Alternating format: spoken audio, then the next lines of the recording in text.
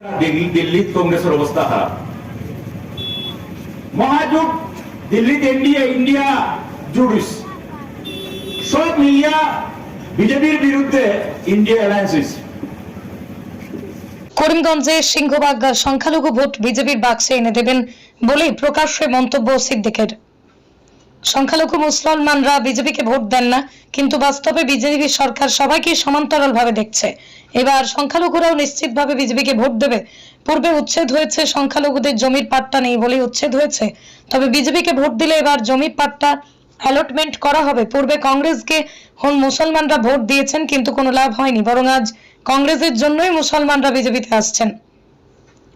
ডিলিমিটেশনে দক্ষিণ করিমগঞ্জে অন্তর্ভুক্ত ময়নাবাজারে সংখ্যালঘু এলাকায় বিজেপি প্রার্থী কৃপানাথের নির্বাচনী সভায় উপস্থিত হয়ে এমনটাই বললেন দক্ষিণের করিমগঞ্জের বিধায়ক তথা প্রাক্তন মন্ত্রী সিদ্দিক আহমেদ। এছাড়াও সংখ্যালঘু ভোট দিয়ে বলেন, করিমগঞ্জ লোকসভার সংখ্যালঘু ভোট 3 ভাগে ভাগ হবে, আর এরই মধ্যে সিংহভাগ ভোট বিজেপির পক্ষে যাবে।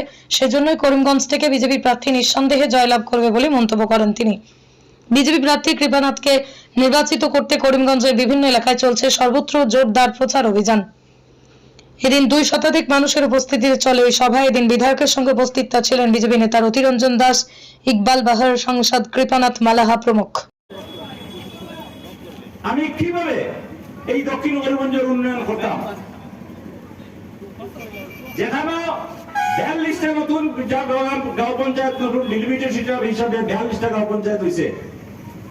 আমি যদি 10 কোটি টাকা পাই, 42টা গাঁও পঞ্চায়েত যদি 10টা ওয়ার্ড থাকে, 420টা ওয়ার্ড, 420টা ওয়ার্ডও আমি এক জিপিতে একটা স্কিম আমি আনাবো। আমার পক্ষে সম্ভব হইব নি? আমার পক্ষে সম্ভব হইতো নাই। আজকে যে অবস্থা আপনারা দেখরা দিল্লিত কংগ্রেসের অবস্থা খারাপ। মহাজোট দিল্লিত ইন্ডিয়া জুডিস সব মিলিয়া বিজেপির বিরুদ্ধে ইন্ডিয়া অ্যালায়েন্স হয়েছে। নীতিশ কুমারের নেতৃত্বে ইন্ডিয়া অ্যালায়েন্স হইয়া আজকে নীতিশ কুমার খানো, নীতিশ কুমার বিজেপির লোকে, মমতা ব্যানার্জি কংগ্রেসের কথা শুনেন না, কেজরিওয়াল জেল, সমাজবাদী পার্টির অখিলেশ যাদব কংগ্রেসের কথা মানে না।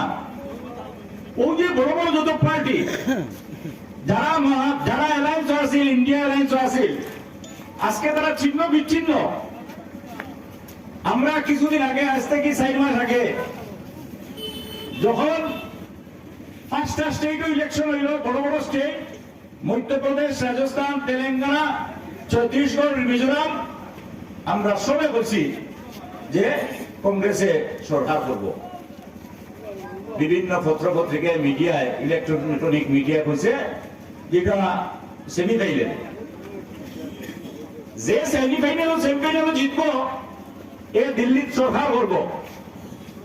আমরা সবাই জানি যে সেমিফাইনাল জিতবো, ফাইনাল জিত।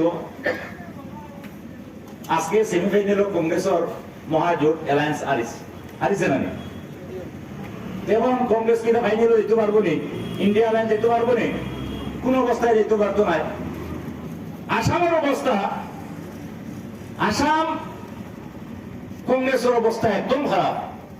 আজকে আমি সহ আমরা 7-8 জন এখন বিজেপির লোকে, সরকারের লোকে আমরা সাপোর্ট দিছি। আরো 7-8 জন এই ইলেকশনের বাদে আমার লোকেও 3-4 জনের মাত হয়েছে, তারাও বিজেপি দেব। কংগ্রেসের অবস্থা নিশ্চিন্ন হয়ে যাক।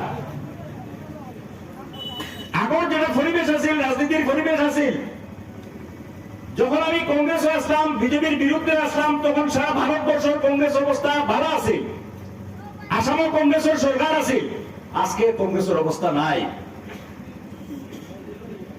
যখন আসামের মাননীয় মুখ্যমন্ত্রী হেমন্ত বিশ্ব শর্মা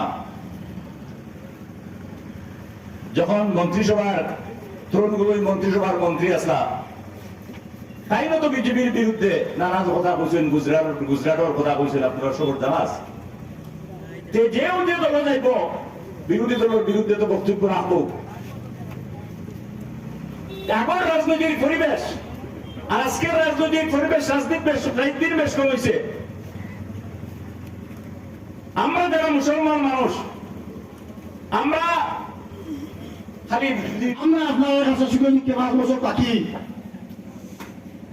আর আপনার কাছে আজ জোর করিয়া একবার আপনার কাছে অনুরোধ করিয়া 26 তারিখ আপনারা একটা মিনিট আমরা লাগি আমরা প্রার্থী ছবি হইল পদ্ম চিহ্ন ভোট দেবার আহ্বান জানাইয়া আমার বক্তব্য শেষ হল প্রধানমন্ত্রী কোনো ভোট করিও না করলাম ধন্যবাদ জানাই। গতিকে আপনি ডিমাপুরে বিজনেস করুন, গতিকে আপনি হওয়ার কাছে এখান থেকে একটা ট্রেন ডিমাপুর পর্যন্ত যাওয়ার ব্যবস্থা করলাম। আর আপনারা সবাই বাক্যবর্ষে ভোট দেয়, আপনারা এখান থেকে ডিমাপুর পর্যন্ত একটা ট্রেনের ব্যবস্থা বিজয় করিয়ে দিবেন।